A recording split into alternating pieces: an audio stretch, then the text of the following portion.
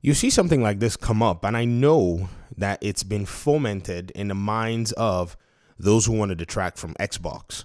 Now, the reality is, ladies and gentlemen, we actually have to go ahead and clean this up every single time because there's a benefit for me. I make videos on this particular issue. So, again, I think it's to my own benefit that I go ahead and ensure that, this stuff is actually properly stated.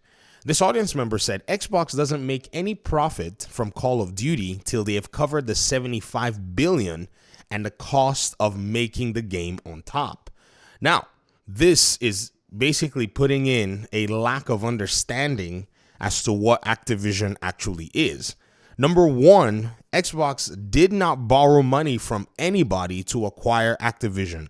They bought it cash. It is an asset on their books. They are still $70+ billion, if not more, based on valuation, wealthier than they were before they acquired the company, because the company is valued much more. Anybody who even knows how valuation works can see it. Someone has said before that, maybe they overvalued the company even at the purchase. And I laughed and I said, well, then if they overvalued the company, then why didn't anybody come in and bid for it? Because they were already in a very interesting position. If you buy a house and you basically pay off that house, you buy a house in cash in a healthy market for, houses, you can still sell that house for what you paid for or maybe more.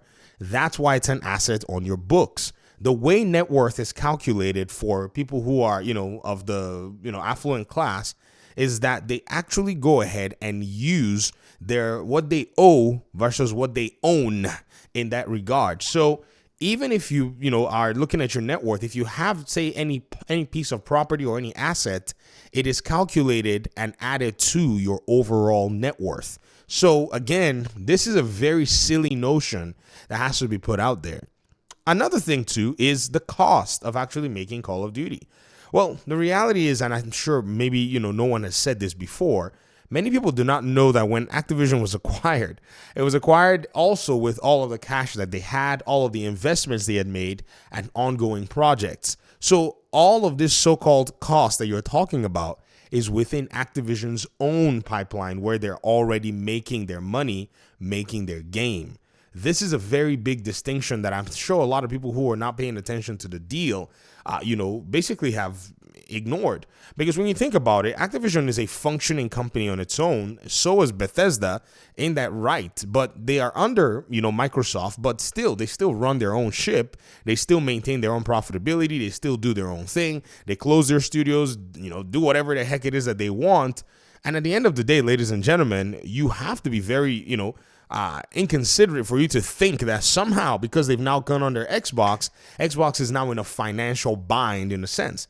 Let me show you the organizational chart here so that you can see for yourself, because these various publishers under their different banners are doing, the thing that they do the best. In fact, if you look at Bethesda right now, they're a combination of a lot of the games that they'd already greenlit years in advance. I don't think many new projects, are even in a sense right now executed upon. So Bethesda was acquired with all of their shenanigans already going on. Games that they, were basically going to be releasing. Xbox Game Studios is doing this. And Activision was also acquired with its own game and its plans in mind. Blizzard was also acquired with its own games and plans in mind, as well as King. So this particular business structure is very important to understand. And I think, this is a great opportunity for us to be able to explain this stuff around the board, because if anybody misplaces or mischaracterizes this, it leaves room for all kinds of weirdness going on. The reality is this: anybody who continues to say that, Xbox is not profitable until they pay $70 billion is lying to themselves. They just do not necessarily want to say, apparently the biggest game that has made PlayStation profitable for years now belongs to their direct competition. Like, not just in the sense that it belongs to their direct competition. Their direct competition controls it. In fact, if anything, PlayStation has lost a significant benefit, which was a better version of Call of Duty.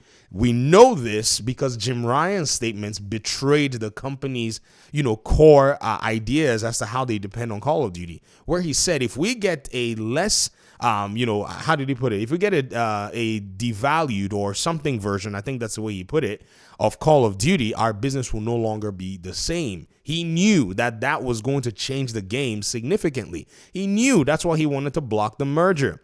They were well aware of whatever significance Call of Duty brought to the table, that they decided that at the end of the day, they couldn't let this deal happen. That if they let the deal happen, it was going to be the end for them. And in understanding and knowing this, it really did expose exactly, what PlayStation was about all this while.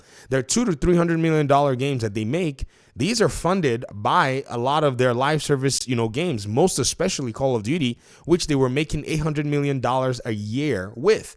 Knowing that this in-game differential, where they don't get double XP weekend exclusives and exclusive maps and exclusive skins and all of the stuff that they've gotten, it really will basically go ahead and show now that Call of Duty players who want to get the best Call of Duty experience now have an option. If they decide in their next generational purchase, all I play is Call of Duty, Xbox has Call of Duty, that's it. PlayStation loses one more customer.